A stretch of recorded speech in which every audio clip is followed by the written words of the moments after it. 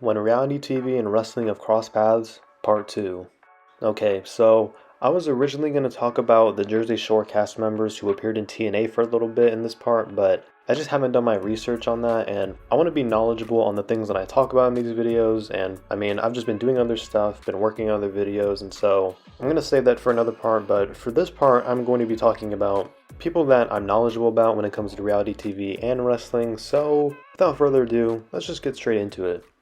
Now, how would you feel if I told you that this was the exact same person? This is Austin Madelson, who competed on Big Brother 17, and I thought he was pretty fun on the show. I liked him a lot. The big story around him on the show was that he was in a showmance with Liz, and there was a lot going on there as well, but Austin ended up finishing in 5th place out of 16 on the show, which is pretty good, and I think maybe, I don't know. He might have had a legit shot at winning. I don't remember if he did or not. But his blindside in Big Brother was an incredible moment, and I don't know. I don't really have much else to say just because I don't have the greatest memory on Big Brother 17 because it was a while ago. But I do remember not only enjoying the season overall, but also enjoying Austin on that season. And, well, this is now Austin. Except this isn't Austin anymore. This is a Luchasaurus. But before Luchasaurus, he was this guy, Judas Devlin. He was in NXT or FCW, whatever they called it, in 2012, and he got released in 2014 due to injuries and stuff like that, which sucked. But after that, he really made a name for himself in Lucha Underground, competing under the name Vibora. And then during this time on Lucha Underground, he competed on the Indies, and this is when he changed his name to Luchasaurus. And then after Lucha Underground and after the indie stuff, he then debuted for AEW at AEW's first ever pay-per-view, so he's been there since the very beginning of AEW, which is super cool to see. And he's still a part of AEW to this day. You know, he's even won the tag team titles with Jungle Boy Jack Perry, being managed by Christian Cage, and still to this day, Luchasaurus is a close companion with Christian on screen, basically acting as like his dinosaur bodyguard, which is pretty cool. Because Christian is an absolute legend, and it's super cool that Luchasaurus is still being presented on TV as a big deal, as a big threat. Even though obviously the AEW roster is just so huge, it's really cool that Luchasaurus is still kind of treated as a big threat, and is also tied together with a guy like Christian. So yeah, Luchasaurus is pretty awesome, and yeah. That guy on Big Brother is now a 65 million year old dinosaur in AEW. Oh, and since the recording of this video, Luchasaurus has gone on to win his first ever singles championship, the TNT Championship, on the debut episode of AEW's new show, Collision. And while Christian is really the one parading around acting like he's the champion, but still, this is really cool to see for Luchasaurus to win his first ever singles championship, and I thought this was pretty important to mention. Now, let's really move on. Alright, now I don't really have a segue into this because this is just completely different, although I guess there is a little bit of a connection here, but this next guy is Grayson Waller, aka Matt Farrelly, which is his actual real name. Now, Grayson Waller, or Matt Farrelly, however you may know him as, he competed on Australian Survivor Champions vs. Contenders 2 in 2019. Now, this was actually one of the few Australian Survivor seasons that I've actually seen, and kind of like Big Brother 17, this also happened a while ago, but from what I remember, Matt didn't really have a huge edit of any kind. The big thing around him was that at challenges, he would turn on his wrestling persona and just scream and shout, trying to throw off the other tribe and trying to motivate his own tribe. And at the time, I didn't really understand this because I just didn't understand wrestling, but I now get it, and I think it's pretty hilarious. And I've seen a lot of people say that, you know, they're annoyed by it, or they don't really get it, or like they're just confused or whatever, but I think when you understand that he is a wrestler and that he was putting on that persona, especially in a time of competition like the challenges, I think it makes sense. And plus, Australian Survivor challenges are nuts. But anyways, Matt Farrelly competed under the name Matty Wahlberg in Australia before eventually signing with WWE in 2021, and has since been one of NXT 2.0's mainstays. I mean, he's been one of the biggest stars of the new era of NXT, and it's been super cool to see. I mean, just imagine The Miz, but younger and just more athletic and Australian. How is being compared to The Miz a bad thing? How is being compared to The Miz the bad thing? He main evented WrestleMania. He's on Raw every single week. He steals the show. He's always doing something. He's doing media appearances. Everyone knows who The Miz is. He has a reality show. Why would I take offense at someone saying I'm The Miz? If I'm The Miz, hell yeah. That's awesome for me. That means my career's going real well, lad. And I have all the respect in the world for him, you know? So I hope people keep calling me The Miz. That's great. That's a super cool spot to be in. I mean, not only from a reality TV background and succeeding, but also just from just being credible all the time. Like, there was a lengthy period where Grayson Waller just lost a lot, and I never felt like his credibility was ever in doubt. And then eventually that led to Grayson Waller becoming the first ever Iron Survivor male challenge winner. And this was super cool because this allowed Grayson Waller to feud with the NXT champion of then, Braun Breaker, and I feel like this did a lot for Grayson Waller. He really felt like a top star again. And while now Grayson Waller is no longer in NXT, he's now on SmackDown, which is super cool. I have a lot of high hopes for him, and yeah, I mean, he's one of my favorite guys currently in WWE, and so I'm just hoping he can succeed. Now, transitioning from Grayson Waller, we have to go to someone who has actually accompanied Grayson Waller in NXT, Mark Long. This is a crazy crossover, but let's get to it. Mark Long has been on the challenge for a long time. I mean, he calls himself the godfather of it, but if I'm gonna be honest, if you're calling yourself the godfather of anything, you're probably not. And that goes for not only Mark Long, but that goes for like Boston Rob as well. Trust me, you're not the godfather. You're not him. But anyways, Mark Long is basically like a legend of the challenge. I mean, I can't say I've ever really enjoyed Mark Long on the challenge, really, if I'm going to be honest. I've just never found him that interesting or that entertaining at all. I give him his flowers for being good at the challenge and everything that he's done, but I'm personally just not a fan. But you also have to give Mark Long a lot of respect for being the reason that the Challenge All-Stars is even a thing and allowing people to see all of their original favorites come back for a little bit. I think that's super cool. But yeah, Mark Long, challenge legend, yada yada yada. As I said before, Mark Long has actually accompanied Grayson Waller in NXT, showing up front row at a bunch of NXT shows to support Grayson Waller, which is super random, but I think it's also really cool to see that kind of reality TV connection show up on TV and on pay-per-view. I think that's really sick. I mean, Mark Long has even cut a backstage promo with Grayson Waller that is up on the official WWE YouTube, so the guy has made his way into WWE basically.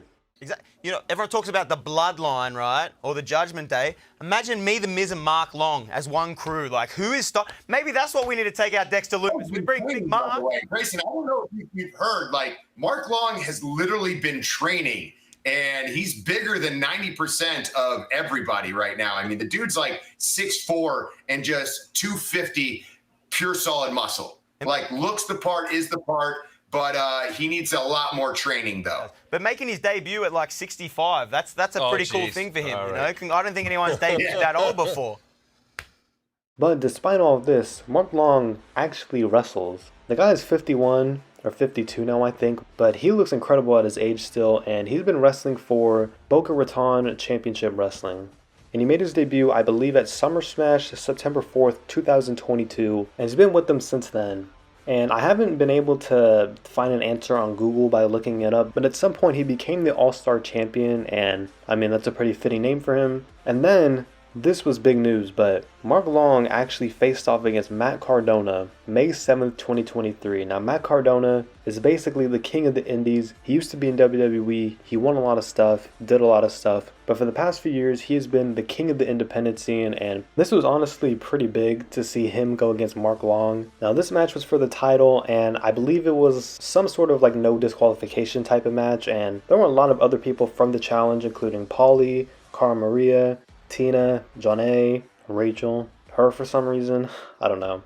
But anyways, I've seen a bit of footage from this and it seems super cool, and then the finish was even cooler as well. Mark Long spearing Matt Cardona through a door to win and retain his title. That was super cool.